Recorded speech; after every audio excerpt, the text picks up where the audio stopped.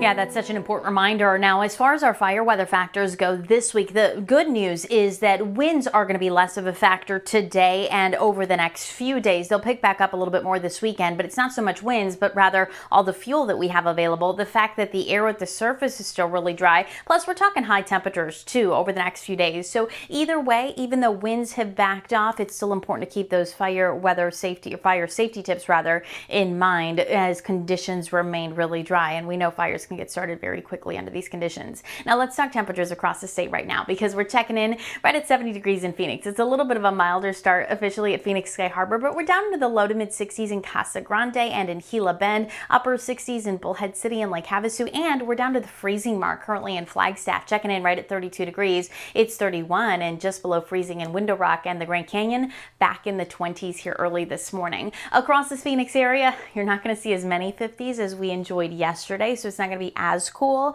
but it's still a pretty comfortable morning if you want to get outside. And really your best bet and most comfortable part of the day, if you prefer the cooler temperatures, is in the morning hours before we inch up to near 100 this afternoon. So 65 for right now rather in Mesa, 65 in Glendale. We're in the upper 60s in Deer Valley. It's 62 in Laveen. And as you look at the Southeast Valley, we're at 63 in Apache Junction with 64 in Gilbert. The sun working its way up towards the horizon. We're already starting to see a little bit of that daylight out there. Our temperature in Phoenix, I do think will dip down into the upper 60s this morning before we start to warm. And then the warm up will be a little quicker than yesterday. That means 80s by 9 a.m., 90s today as early as 11 o'clock. And that's going to put us in the 90s through lunchtime with highs inching up to near 100 today. I do think Phoenix may stay just shy of that triple digit mark, but look at some of the other neighborhoods. Ahwatukee, Chandler, Maricopa, all looking to hit the triple digits today. Meanwhile, we hit 99 in Mesa, 98 in Glendale, and 97 in Deer Valley.